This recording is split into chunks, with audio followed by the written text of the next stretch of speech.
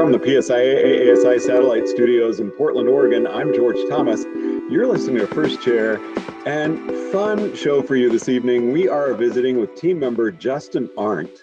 And Justin, it's really great to see you. Last time we chatted, we were up, we just finished a clinic at Mount Hood Meadows, and I think we were live in one of the back rooms, and we had a really fun talk there. It's good to have you back on. It's a pleasure to be here, George. Thanks for having me again. And yeah, the last time we talked, we had just gotten off snow, and now I get to see you over Zoom. So what a pleasure to be here tonight. And I wore my Birds of Paradise with snow in the background. So we've got a, beach and snow theme going, I guess. I'm just sporting the new Mammut kit. Nothing as fancy as you are, George, but this thing is cool too. I gotta say, I absolutely love that Mammut top. Is that wool? It really, I've got a wool Mammut top and I love it. Something like that. They've got these brand new fibers, recycled stuff. It's fantastic for both cross country and for alpine skiing, George. It's an awesome kit this year. Justin, we're gonna be geeking out in a minute, but it looks like your thumb. Are you wearing a glove? What happened? Yeah, so for those viewing online, I've got a thumb splint here. Some lessons learned for me: don't wear a slalom ski on a powder day. Some soft snow ate the tip of my ski. I fell out and fractured my thumb. Got some skier's thumb. And lesson number 2 is that when you're teaching kids lessons, you don't have to show off for them. They already think you're impressive. So some lessons learned, but yeah, we're unfortunately sporting the thumb splint here for the rest of the season. Are you going to be able to continue to slide on snow, or you got to take some time off? I hope so, George. This happened about a week and a half ago, and so far I've still been teaching both cross country and alpine lessons, just doing the one polers. I'm sure that there's some of our members out there who can resonate with that, having to ski with one pole for some or all of the season, but it makes it work. It probably makes my skiing better, to be honest. Justin, I've got to say, it was so impressive having you in that clinic at Meadows last spring, because I can't believe that was a year ago. But Justin was out downhilling on his skate skis. So it was really fun having you out there, and that was a really good time. Yeah.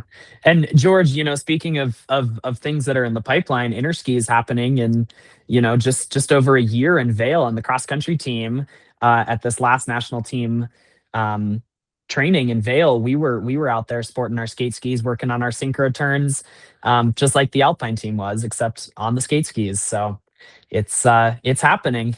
It's working. Absolutely love it. Now, you've got Cross Country Academy coming up, and share with us what that's all about. Yeah. So Cross Country Academy is happening officially the on snow days are April 18th to 20th, but flights in, flights out, give it a day or two on either end. But Cross Country Academy, George, this is the first time in many, many years that we have not done it in the fall, and it is not in West Yellowstone. It is, like I said, late April at Mount Bachelor, which is about a half an hour drive outside of Bend, Oregon. Members can fly into Redmond. There's direct flights daily from a lot of the major hub airports. And we are so excited for it because it's going to be spring skiing. Now, George, I don't know if you've ever experienced crust skiing before. Oh, yes. Yes. Have you ever experienced it on cross country skis? Oh, no. So cross skiing, for those members at home and for George here, cross skiing on cross country skis is incredible because it's like a perfect skate deck. The sun resets it in the afternoon, it freezes at night. You get a perfect surface skate deck, and you can skate wherever you want, and it is so speedy until that sun warms it up again in the morning. So what April gives us is the ability to do clinics on that kind of surface. And then we'll pop onto the groom trails and deal with whatever slushiness we have in the afternoons. But we're so excited. We're so excited for that. So we're going to call it Crust Country Academy. Wow. Perhaps we should call it that. Yeah. George, some other things while we're on this topic that I just want to mention. For those listening, Gregg is going to be our special guest.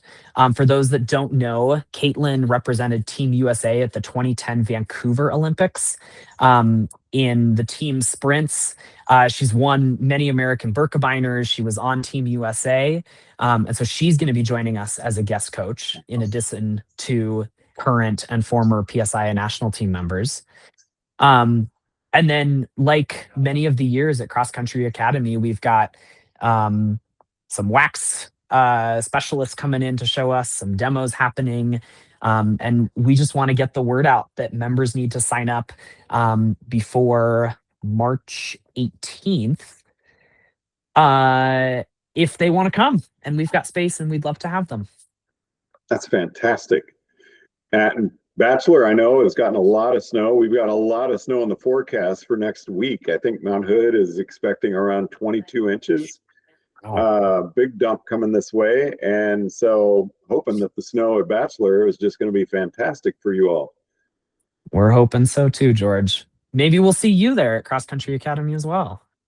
Just going to ask, because I would be very interested in going to that. What kind of, can you be a novice cross-country skier? Is there really a level that one needs to be at to participate? Yeah, it's a fantastic question. I know some of the people that are coming are education staff around the country. Some have their level 3s, their level 2s, their level 1s. And I know that we'll have a group of people that don't have any certifications in cross country, which would be you, George. You're welcome to join us. It's not that far down the road, right? Just a couple of hours. But this event is open to any PSIA members, technically non-members too, that are just wanting to immerse themselves in 3 days of cross-country skiing, of community, of spring skiing conditions, of learning. Really, that's what it's all about, right? Learning at the end of the day. Sounds like an educational 3-day workout, having a really good time with some great people. You've got it. Headliner right there, George. That's going to be the subject line of the next email. I guarantee it. I'm actually quite intrigued, and I'm going to look into it because I think I would have a blast at Cross Country Academy. You can find more information, George, for when you look into it, or whenever any members who are listening to this podcast look into it. If you go to thesnowpros.org, underneath the calendar tab, National Academies Cross Country Academy. Well, thank you for that. And Justin, want to get into an article that you wrote for 32 Degrees, and it's titled Micro Adjustments, a practice for developing efficiency. Hey, learning is a part of the adventure. CEUs aren't just a checkbox, they're your excuse to ski, ride, and connect. Knock out your continuing education at thesnowpros.org and keep the good turns going. Yeah. Great title right there. I would love to hear much more about it. Yeah, absolutely, George. So for those listening or watching that might not know, I have a background in cross country. I grew up cross country skiing. I grew up alpine skiing. I grew up telemark skiing. And I'm certified in cross country, alpine, and telemark. Actually working towards my Alpine 3 right now, which is a pretty crazy process to be working towards a level 3 certification as a team member. And this micro adjustments, this article that was in the fall 2025 edition of 32 Degrees, it relates to cross country specifically, but I think it can be applied to alpine, to snowboard, to telemark, to adaptive as well. And George, if it's all right, I want to demo for you, for those that are actually watching this on YouTube. I want to demo for you a couple of these micro adjustments and kind of the impacts of them. And I will also verbalize it for those listening online. I know my camera just flipped up. Can we see me? We can see you. You see me head to toe? I see you head to low shin. Now I see your feet. Head Yep. to toe. Beautiful. Head to toe. All right, George.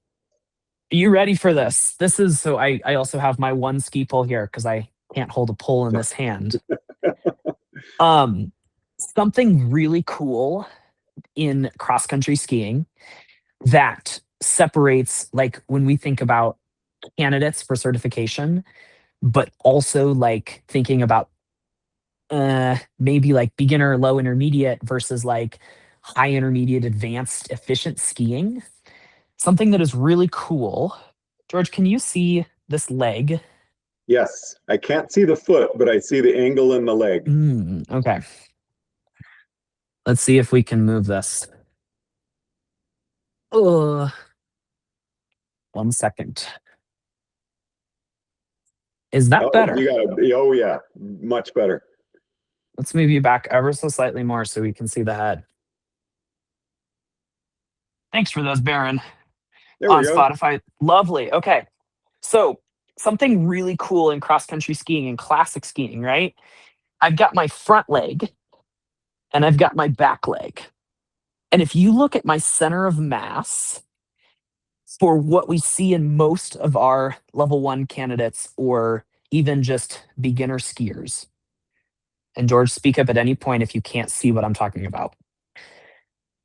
We see that the center of mass is sitting here behind my foot. I've got 1 foot back, I've got 1 foot forward. I have a flexed ankle, I have a flexed knee, I have a flexed hip, right? That's what it says in our technical manual that good cross-country skiing should be. But the difference between here and if I open up my knee joint 5 degrees, we're talking here to here, right? Did you see that difference, George? Yes. That is the difference between my weight being between my feet and now suddenly being balanced with my feet, balanced over my gliding ski. And so suddenly I have the ability to have power when I bring this foot through to actually land in front of this foot for my gliding ski. And all it took was a difference of about 5 degrees between here and here when I glide on it. And that's really coming from your knee, not your ankle. That's correct. It's coming maybe a little bit from my ankle, 3 or 4, like a couple of degrees of flexion in the ankle, but largely from where is my knee, right? I could still have a flexed ankle, but I might have to open up the knee. Right, it was like closed ankle, open knee. Interesting. Which is not always something that we think about, right? Sometimes ankles move us forward, knees move us back, hips move us forward. But sometimes it's the kinetic chain as a whole that knees actually can move us forward, right? And this is in the dynamic motion that my ankle's extending and then it's going to flex as I bring that new leg forward. And why is that important? Why is that a better position than if your weight is in between your feet? Yeah. Weight over the front foot helps me maintain balance on my gliding ski. It also gives me the potential, like when we think about it from a physics standpoint, it's easier to maintain my momentum if I'm always staying on the front foot of the gliding. I'm not a physicist. I think a lot of our students, like the best way for them to think about it is like when I can maintain myself forward or on that front foot, then I can keep that forward motion going, essentially. Now, does this also apply to skating? Yeah, same thing with skating, right? Being here versus here is going to make a difference in your ability to have balance and your ability to have power. Can I show you another example of I these would love micro to see it. adjustments? Okay. We're going to set you back up here on my laptop so that you can see my upper body. Another example. Justin, I got to say, it's really cool seeing you show off that mammoth top. I know, we're modeling here, right? Do you need a little spin, George? There you go. All right. George, the difference between here and here, right? Here and here. When I'm thinking about when I'm bringing my pull forward, am I getting it here or am I getting it to here? Right? These are skate poles, by the way, for those watching. Skate poles tend to be somewhere around my mustache. That's the difference in power right there. When you add that up over a 50-kilometer ski or a 50-kilometer race or even a sprint, the difference in power that you're going to get from a couple angles because I brought my hand just an inch higher wasn't a lot more work in my lats to bring that hand up, but I got more power out of it. I'm able to push that much more. These are the kind of micro adjustments that we're talking about, George. One more of them, even with my upper body. I'll kneel down here so that we can see it. Woo. Difference between pulling with my shoulder hunched versus my shoulder tucked. I'll give my thumb as a guider. Can you see my thumb, George? Yes. My shoulder is tucked right now, right? I took my scapula, I brought it up and I brought it down. My thumb can be up. Versus if I'm hunched over, I have to do this motion to bring my thumb up so that that pull, so that those high hands can be effective. And so maybe one of the things that I go and play around with when I go ski is how much tension do I want in my shoulder? Where do I want that position to be? Do I want it to be tucked so that I'm able to have a hand that's able to get a pull more up and down? Or do I want a shoulder that's going to be more hunched so that I have a pull more like here? George, do you have a postulate as to what might be more efficient based on what you know about skiing? Well, my head is already on, we're talking about the shoulder affecting the thumb's angle as opposed to the wrist. Yeah. Because I'm assuming the tucked shoulder rather than hunched is going to be much more powerful.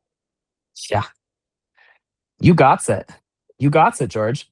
And I mean, you can even feel it, George, listening, or you, the member driving in your car right now.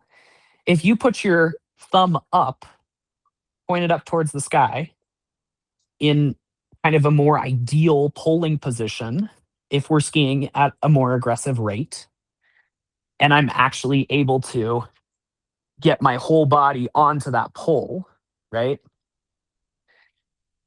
That more efficient thumb position, does it feel easier to get it because I cocked my hand back?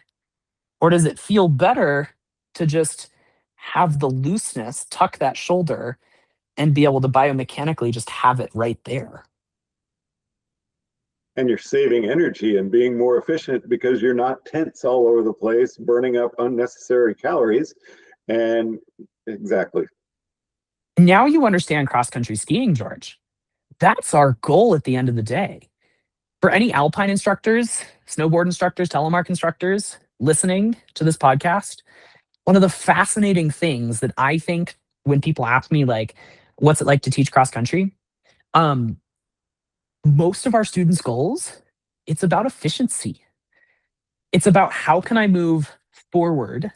How can I create motion, whether it be uphill, whether it be downhill, whether it be on flats? How can I do it with burning the least amount of calories, making my muscles the least tired, and going the fastest that I can, given the snow conditions, my equipment, my fitness? fitness being a huge component of that. Right? You really are making me think of, you watch a great athlete cycling, running, cross country skiing, whatever it is, and it's like, oh my gosh, you make it look so easy, and it's because it is. They're extremely efficient in their movements, and they're not doing a lot of things that are unnecessary and are slowing them down or making it more difficult. Exactly right. Yeah. How do we create forward motion with the least amount of work? You're getting it, George. That's the whole thing about micro adjustments.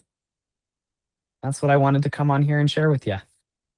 How do you teach those to a student when we're talking about such a small movement of the body making such a large change? And Yeah. someone who is new to this sport, is that easier to work with a beginner, or is it easier with someone who's been doing this a long time, but also has their movements very ingrained?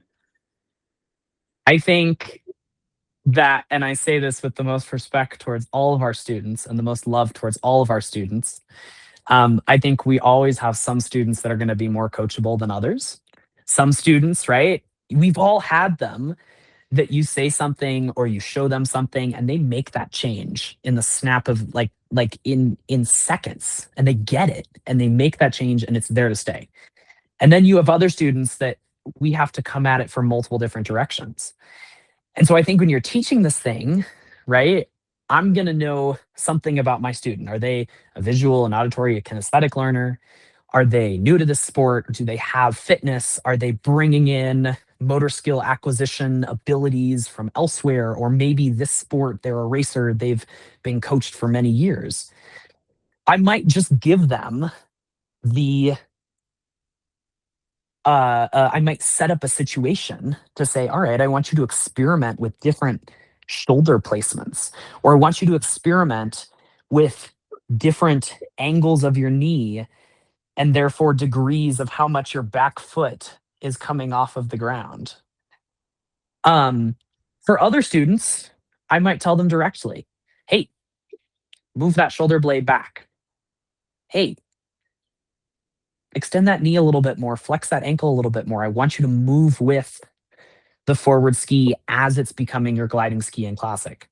Or I want you to move your upper body with that skate ski as it's coming in and you're stepping back onto it.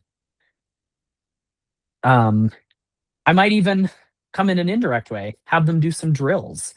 I want you in skate skiing to create a half moon motion, right? This is an advanced skating concept where this is the foot that I'm gliding on, right? We're in this plane. This is the foot I'm gliding on.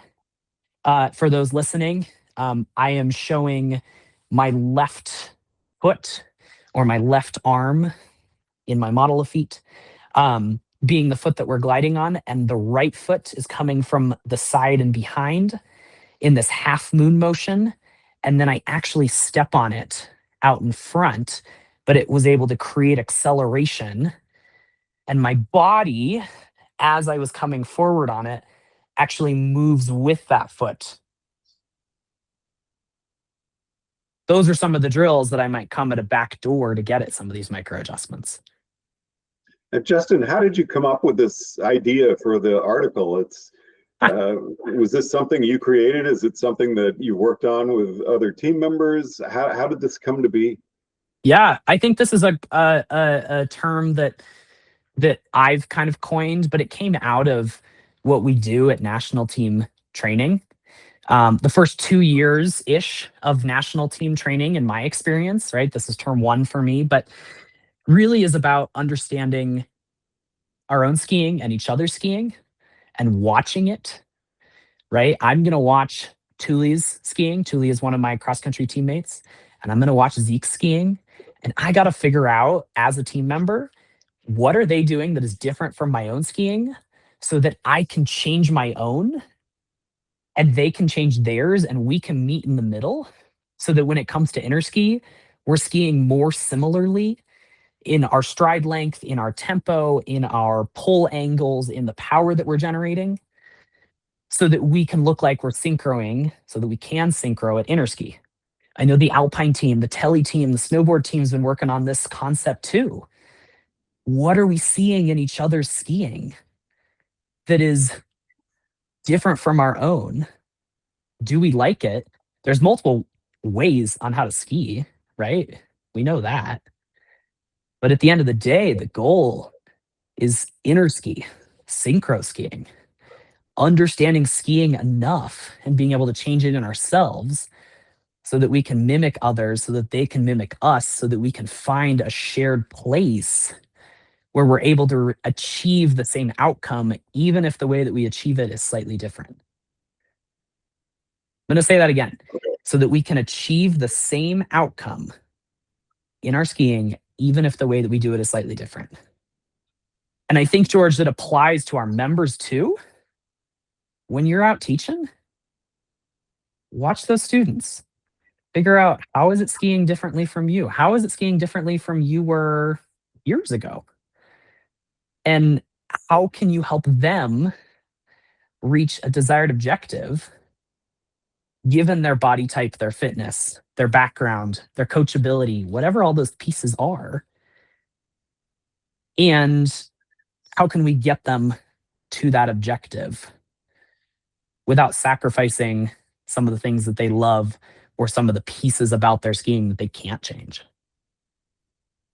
Well, Justin, I got to say, you have really piqued my interest in Cross Country Academy. It'd be a blast to come out and learn from you some more. And anything you want to say in conclusion to the membership? George, I think, as always, I'm going to be an advocate of cross country skiing. It is the sport where your heel is not clicked in and you have to find balance over that ski as it is gliding with only one small point of contact on the front of your toe. For any instructors out there, cross-country clinics are a great way to do continuing education. Cross-countrying is also an awesome sport in and of itself. Encourage more people to go out there, do it. Encourage you to get cross-country certs. Come to cross-country education. Come to cross-country academy. We'd love to see you there. Team member Justin Arndt, thank you so much for joining us on First Chair. Really appreciate your time. You're welcome, George.